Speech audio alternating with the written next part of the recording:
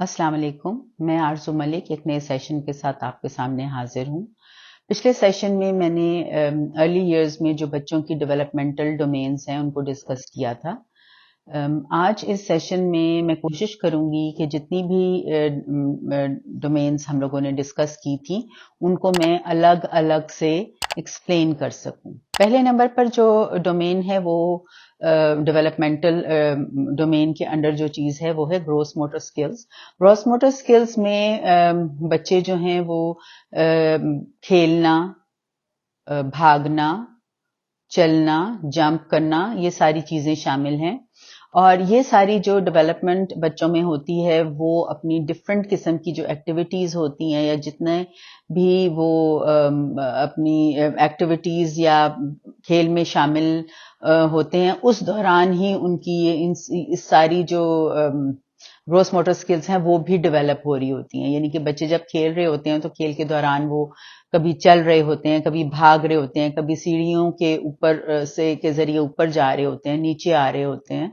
तो ये एक तरह से उनकी जो ग्रोस मोटर स्किल्स हैं उनकी डेवलपमेंट साथ साथ हो रही है। और अगर छोटी उम्र में बच्चे इन एक्टिविटीज में हिस्सा नहीं ले रहे या शायद वो हिस्सा ले नहीं पा रहे, मतलब वो चाहते हैं लेकिन कोई ना कोई ऐसी लिमिटेशन है जो आपको लगता है कि उसका उन्हें सामना है, तो there is a red flag of course.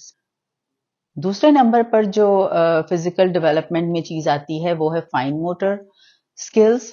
Fine motor skills के अंडर जो चीजें आती हैं, जिस तरह बच्चे जो काम हाथों और उंगलियों से करते हैं, जिस तरह ब्लॉक्स के साथ खेलना, बीडिंग करना, ड्राइंग करना, कलरिंग करना, यानी इन सब चीजों में हाथों और उंगलियों का इस्तेमाल हो रहा होता है।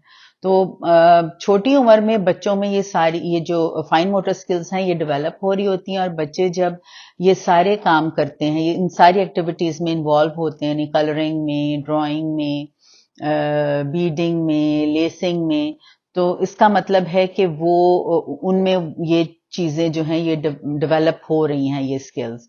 अगर पेरेंट्स को लगे कि बच्चा इन फाइन मोटर जो एक्टिविटीज हैं उनमें इंटरेस्टेड नहीं है, और या अगर वो इंटरेस्टेड है तो उससे वो चीजें हो नहीं पा रही हैं, तो of course there is a red flag और यकीनन किसी प्रोफेशनल से कंसल्ट करना चाहिए।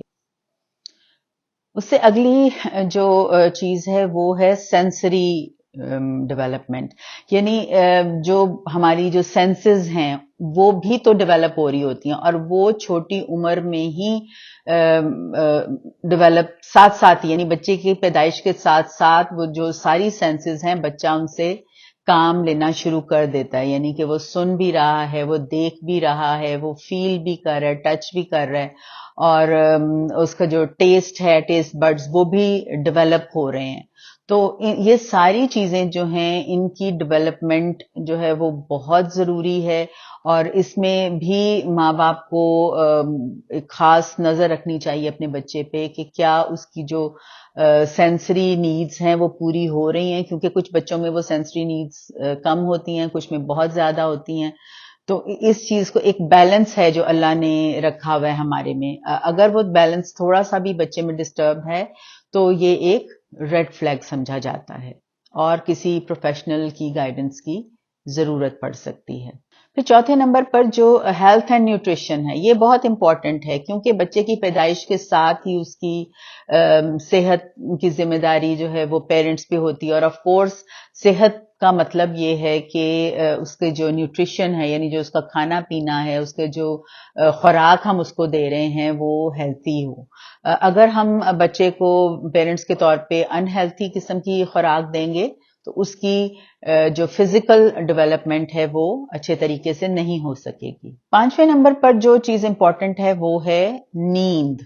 यानी कि जो नींद का एक साइकिल है वो हर नॉर्मल ह्यूमन बीइंग में उसकी एक खास टाइम होता है। तो बच्चे की पैदाइश के फौरन बाद बहुत सी एडजस्टमेंट्स की भी ज़रूरत पड़ती है। ज़ाहिर बात है जब बच्चा बहुत छोटा होता है, न्यू बॉर्न होता है, उसमें स्लीप का साइकिल उसका अभी नहीं बना होता जब वो नया नया इस दुनिया में आता है। लेकिन ये हमारी पेरेंट्स की जिम्मेदारी होती है कि हम उसका जो स्लीप साइकिल है उसको मैनेज करें। ऑफ कोर्स न्यू बॉर्न को या छोटे बच्चों को दिन रात का एहसास नहीं होता, तो जब हम ये चीजें उसमें उसमें डेवलप करेंगे, उसको बच्चे को ये फील करवाएंगे कि ये सोने का टाइम है, ये जागने का टाइम है, ये खाने पीने का टाइम है, तो उसी तरह से बच्चा जो है वो इन सारी चीजों को भी सीखेगा। और जो अच्छी नींद है वो बच्चे की फिजिकल डेवलपमेंट के लिए बहुत जरूरी है।